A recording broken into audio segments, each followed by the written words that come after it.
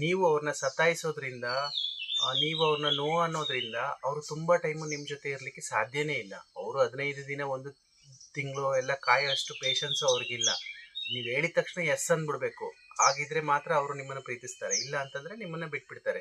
ಇದು ನಿಮಗೆ ಗೊತ್ತಾಗ್ತಾ ಹೋಗುತ್ತೆ. 15 ದಿನ, 1 ತಿಂಗಳು ಅವರೆಲ್ಲ ಕಾಯೋ ಪರಿಸ್ಥಿತಿಯಲ್ಲಿ ಇರಲ್ಲ. ಹೇಳಿದ ತಕ್ಷಣ ನೀವು ಓಕೆ ಅಂದಿಲ್ಲ, ನೋ ಅಂತೀರಾ, ನೆಗ್ಲೆಕ್ಟ್ ಮಾಡ್ತೀರಾ, ಅವ್ರನ್ನ ದ್ವೇಷಿಸ್ತೀರಾ ಅಂತ ಅವರು ಅಂದ್ಕೊಂಡು ನಿಮ್ಮಿಂದ ಅವರು ಓಡೋಗ್ಬಿಡ್ತಾರೆ.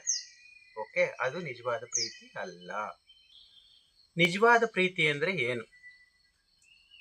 ನಿಜವಾದ ಪ್ರೀತಿ ಅಂದರೆ 1-2 ದಿನದಲ್ಲಿ ಅಥವಾ 1 ತಿಂಗಳಲ್ಲಿ, 15 ದಿನದಲ್ಲಿ ಆಗುವಂಥದ್ದಲ್ಲ ಅದು. ನಿಜವಾದ ಪ್ರೀತಿ ಅಂದರೆ ವರ್ಷಾನುಗಟ್ಲೆ ಹಿಡಿಯುತ್ತೆ. ಅದನ್ನು ಕರೆಕ್ಟಾಗಿ ಅರ್ಥ ಮಾಡ್ಕೊಳ್ಳಿಕ್ಕೆ ವರ್ಷಾನುಗಟ್ಲೆ ಹಿಡಿಯುತ್ತೆ. ಯಾರನ್ನ ನೀವು ನೆಗ್ಲೆಕ್ಟ್ ಮಾಡ್ತೀರಾ, ಯಾರನ್ನ ನೀವು ನೋ ಅಂತೀರಾ, ಯಾರಿಗೆ ನೀವು ರೆಸ್ಪಾನ್ಸ್ ಮಾಡ್ದಲೇ ಇರ್ತೀರಾ, ವರ್ಷಾನುಗಟ್ಲೆ ನೀವು ಅವ್ರಿಗೆ ಏನೂ ರೆಸ್ಪಾನ್ಸ್ ಮಾಡ್ದಲೇ ಅದಾದಮೇಲೂ ಸಮೇತ ಅವರು ನಿಮ್ಮ ಜೊತೆನೇ ಇದ್ದಾರೆ ಅಂತಂದರೆ ಅದು ನಿಜವಾದ ಪ್ರೀತಿ ಆಗುತ್ತೆ.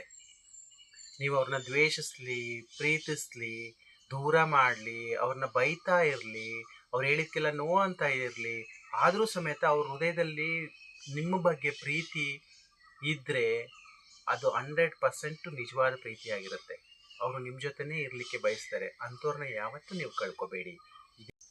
ಯಾವಾಗ ನೀವು ಆದಷ್ಟು ಅವ್ರನ್ನ ನೆಗ್ಲೆಕ್ಟ್ ಮಾಡೋಕ್ಕೆ ಹೋಗ್ತೀರಾ, ನೋ ಅಂತೀರಾ, ಆವಾಗ ಅವರು ನಿಮ್ಮಿಂದ ಓಡೋಗ್ತಾರೆ ಅಂತಂದರೆ ಅವರು ನಿಮ್ಮನ್ನು ಪ್ರೀತಿಸೋಕ್ಕೋಸ್ಕರ ಬಂದಿರಲ್ಲ.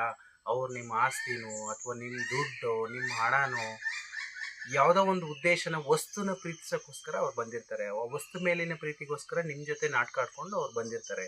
ಅವ್ರನ್ನ ಯಾವತ್ತೂ ನಂಬಕ್ಕೆ ಹೋಗಬೇಡಿ. ಅವ್ರನ್ನ ನಂಬಿದ್ರೆ ನಿಮ್ಮ ಜೀವನ ಹಾಳಾಗ್ಬಿಡುತ್ತೆ.